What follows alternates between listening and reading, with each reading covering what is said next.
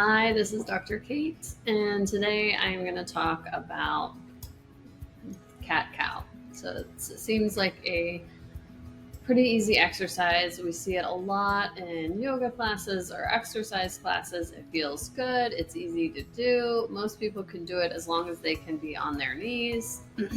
And there's nothing wrong with a stretch that simply feels good and to do it because of that.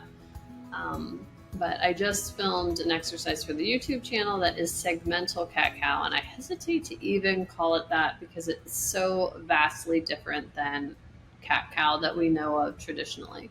So traditionally, cat cow is much faster, and you do it with breath. So when you inhale, it's that nice, beautiful arching open, and then on the exhale, you're rounding out and you're stretching out the backside of the um, backside of the body, and it feels good. But the body is super adept at taking the path of least resistance, conserving energy, and doing what's easiest. So when you do cat cow and you stretch things, you're going to stretch at the bendiest parts. And a lot of times we want to make each joint move to its fullest capacity. But if your body likes to take the path of least resistance, those areas that might be more restricted, have less movement, are not going to get the benefit of that movement because the bendy spots are taking the lion's share of the work.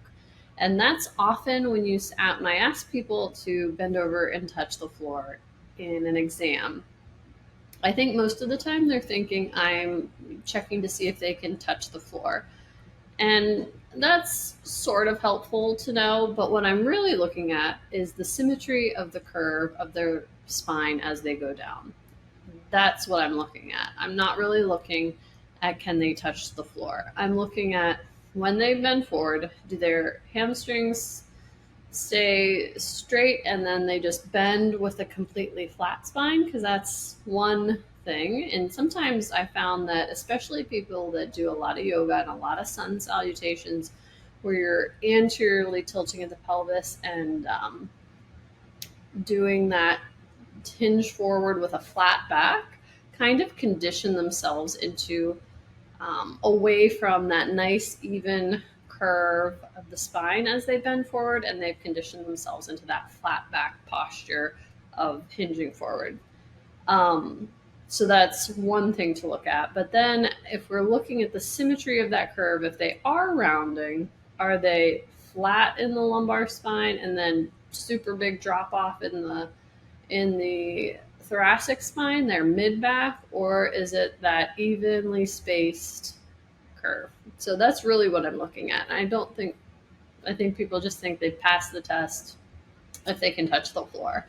And that's really not exactly what we're looking at. And the same goes for cat cow. And if you're looking at somebody in a yoga class or a kid that is in gymnastics or acro, if you see them doing a bridge, which would be that wheel pose where your feet and hands are on the ground and your belly's up towards the ceiling and you're trying to hold yourself up in a rainbow kind of shape.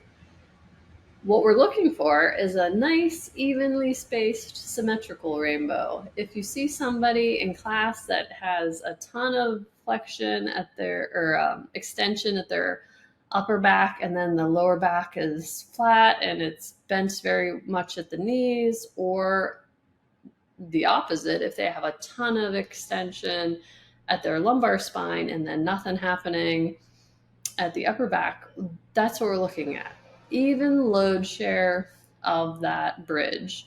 So that would be like my husband's bridge engineer. It would be like a very bad engineering of your body bridge of not equally sharing the load of the weight. So a good way to work on, if you have a bridge and you have somebody who's taken a picture of you in yoga class or your kids when they're in acro, if you notice this in them, you can take a picture, show it to them, and you're like, wow, my bridge is not symmetrical. I bend much more here instead of over here.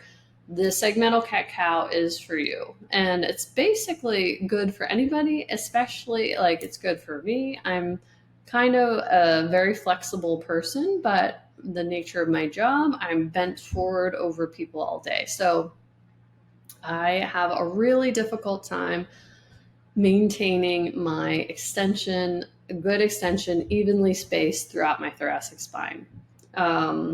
And then flexion at my lumbar spine, because my hamstrings are so flexible. I can rely on hamstring flexibility all day long, and I can still touch my toes till the cows come home.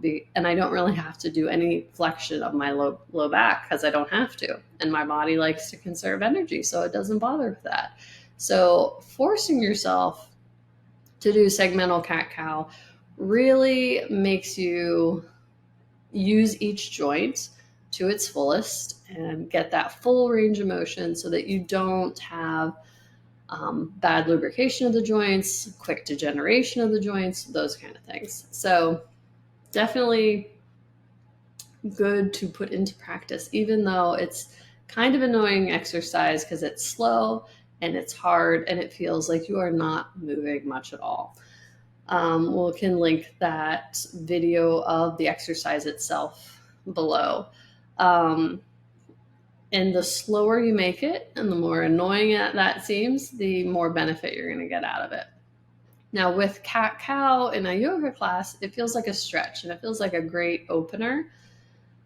Segmental cat-cow, you are mentally thinking of each segment, flexing one piece at a time. And to be able to do that, you have to use a lot of muscular control.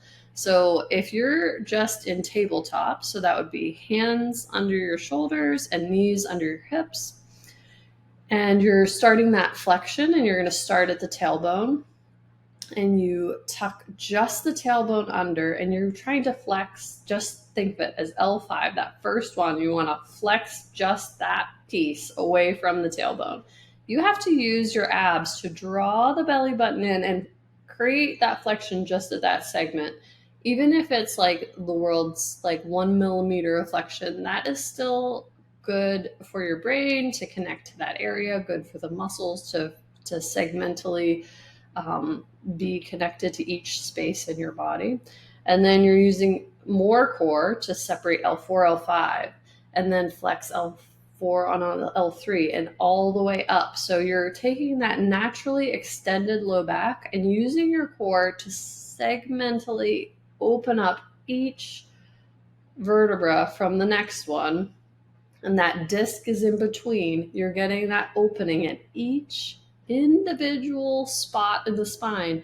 And then once you shift to the thoracic spine, so you got your 5 lumbar vertebrae, then you're hitting the thoracic spine. The thoracic spine is a little bit more difficult to move because each thoracic vertebrae has ribs attached to it. So it makes it more complex. But with the lumbar spine, there's a natural, we call it lordosis, but it puts the spine more into extension. So creating flexion in the lumbar spine is more difficult than creating flexion in the thoracic spine because there's a kyphosis, which is a flexion already happening in the thoracic spine. What's difficult for people like me with the thoracic spine is there's 12 of them. That's quite a bit. And we want to create a little more flexion at each level. And a lot of times, depending on your posture throughout the day, that kind of thing, you might have a lot more flexion at one point of your mid back than the other. So getting, let's say, the lowest thoracic spine to flex, right where they meet the lumbar spine, might be much harder, and our body's naturally going to be like, oh, we're flexing this area, let's do it at the upper part, like T3, T4, we got this, no problem. So keeping that from flexing and having the lower ones open up, T12 and 11, T11, T10, and slowly opening those up until you get to the top of the thoracic spine is difficult. And then once you get to the cervical spine or your neck, where you have those vertebrae, then that naturally is in extension. So trying to slowly articulate the next one. Now, those ones don't have ribs attached, so they're not as restricted with that. And then your head is the last thing to flex. And you're simply going to reverse that on the way back. So neck comes up and the head tips first. So just the head and then the next one. And you can put your fingers at the back of your spine. So feel the top of your head extend over your fingers, and then move your fingers down a little bit lower, and that's the next level, the next level, the next level, the next level. And the neck is the same way. You're going to have a space in your neck that is going to be more movable than other areas, and that's going to be where you're going to want to extend or flex. And you have to slow it down and move one set at a time. That's often what happens with people that like to crack their back and their necks. The body likes the path of least resistance, and it's going to usually mobilize that easily moved area anyways. So when you go to get adjusted by, a chiropractor, DO, PT, anyone who does manipulations of joints, we're more so looking for those areas that are restricted, that our body doesn't want to move, and that's where we're trying to get movement to happen. So we're not looking for those areas that are already bendy. We want the areas that are restricted. And then to reverse that movement, you would do the flexion extension. So tipping the head up and everything comes into extension the exact same way you came into it. And sometimes, I didn't do this in the video, but a good way to see if you're slowly segmentally moving in the right way, wear a thin, like a really movable t-shirt. So not a tight, super tight t-shirt, but that you can wear. And if you have someone film you, as you're extending, you'll see wrinkles happen in the t-shirt. And you want to see the wrinkles gather, slowly gather here, and then here, and then here, and then here, so that you can see that you're flexing or extending at certain levels rather than just everything goes and everything extends. And it should take quite a while. So I would say give it a minute at least to complete the flexion and then extension of the spine. There are these different exercises that you can do to hone in on full range of motion of all your different joints, not just your spine. And we can go over those later. I love that kind of stuff, but the spine is a great place to start because it is often very restricted with just the lack of movement that we do throughout the day. And even for someone like myself who doesn't sit while I'm working with patients, it's all very similar movements throughout the day so that I don't get a variety of movement. And I have to really be vigilant with myself to take the time to get some segmental extension of my upper back and make sure that I isolate it and not use my lower back to extend. Like I have a yoga wheel that I use after treating people, and it's really easy to get on a yoga wheel or something like that, and it feels great. You feel really extended and opened up, but it's a lot of just your low back extending because that's the way the low back likes to move.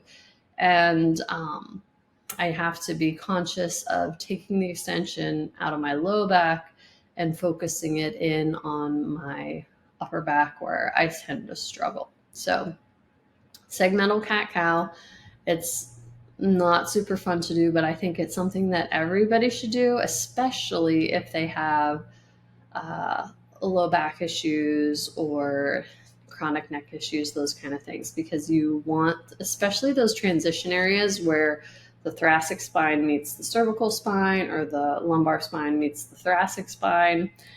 Those areas are often places where we hold a lot of tension and get restricted, and we want to be able to flex and extend at each space there to have the healthiest longevity of our spine, because arthritis is coming for you and you got to stay mobile and keep the joints lubricated through movement and not um, being too stagnant and throughout our day.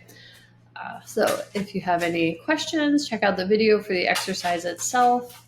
It's not much to watch because it's such small movements, but just know that it will get easier as you practice it. And it's just that's why they call it practice. You just have to keep at it. But have a good one, and I will talk to you soon.